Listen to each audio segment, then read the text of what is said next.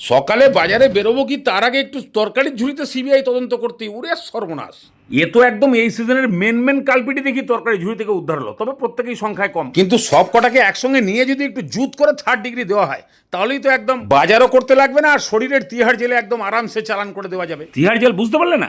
আরে পেট, আরে ওই জেলে একবার ঢুকে দিতে পারলে সে আর বেরোতে পারবে নাকি? তার তো যাবজ্জীবন হয়ে গেল। তাহলে সব কটাকে কেটে কুটে ছাড়িয়ে মারিয়ে ভালো করে ধুয়ে ফেলো। এবার একটা 3rd ডিগ্রি মশলা হবে, জিরে, ধনে, দারচিনি, লবঙ্গ, এলাচ, তেজপাতা, শুকনো লঙ্কা, ওই সব একটু আন্দাজ করে। বাস এবারে সেই রান্নার ঠাকুরের ফর্মুলা, একটু ভেজে যখনই সেন্ট আসতে শুরু করবে বাস এবারে নামাও, ঠান্ডা করো আর পাউডার। মশলা রেডি হয়ে গেল, যত্ন করে সাইডে রাখো। এবারে কড়াই বসাও, নামমাত্র তেল দাও আর দিয়ে দাও এরকম বড়ি।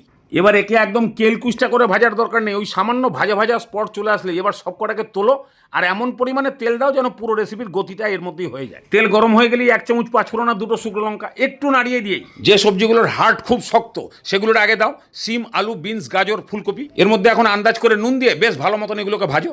এবার এগুলোকে এরকম খোলাখুলি ভাজো অথবা ঢাকনা দিয়ে দিয়ে ভাজো। মোটামুটি যখন দেখবা যে সবজিগুলো সব 60% মতন নরম হয়ে গেছে, এইবার হার্ট দুর্বলওয়ালা সবজি, টমেটো কুচি, আচ্ছা আদা কাঁচা লঙ্কার পেস্ট এখনই দিয়ে দাও। এটা কিন্তু কাঁচা থাকবে না, বরঞ্চ এই সময় দিলে ফ্লেভারটা বাড়বে। এবারে মটরশুটির গুলি আর বেগুনগুলো আর পরিমাণ মতো হলুদ আর কাশ্মীরি লঙ্কার গুলো।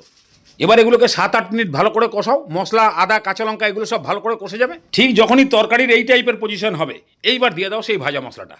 অল্প একটু জলও দিয়ে দাও, তাহলে সব সবজির গায়ে মশলাটাও লেগে যাবে। এবার এটা তো ভাজা মশলা, একে বেশি কষানোর দরকার নেই, খালি কোনো রকম মিশিয়ে দিয়েই, মানে যে জলটা দেওয়া হলো ওটা খালি শুকিয়ে যাওয়া পর্যন্ত কষাও। ঠিক এরকম টাইপের শুকনো শুকনো হয়ে গেলেই বাস এবারে দিয়ে দাও সেই বড়িগুলো, আর এমন পরিমাণে জল দাও যেন সব সেদ্ধ হয়ে গিয়ে একটু মাখা মাখা টাইপের হয়ে যায়। আর অল্প করে একটু চিনি, টেস্ট একদম হাই ক্লাস হয়ে যাবে।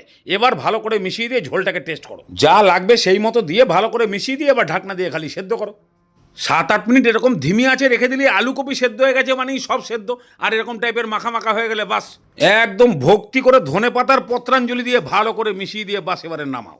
আবার নিরামিষ আইটেম দেখালাম বলে কেউ আবার দেখতে মিস করে দিও না, একেবারে সুপার আইটেম। কোনো সময় যদি ইডি সিবিআই এর তদন্ত করে এইরকম তরকারি ঝুড়ি থেকে 5 মিশালি সবজি পাওয়া যায়, একবার এইভাবে বানিয়ে দেখো। আমিষ আইটেম সঙ্গে থাকলেও এটা দিয়ে খেতে গিয়ে সেটা মিস হয়ে যাবে। এও একদম লুজ ক্যারেক্টার রেসিপি রে ভাই, দুপুরে ভাতের সঙ্গেই দাও আর রাত্রে রুটি পরোটা, কারোর সঙ্গেই কোনো অসুবিধা নাই।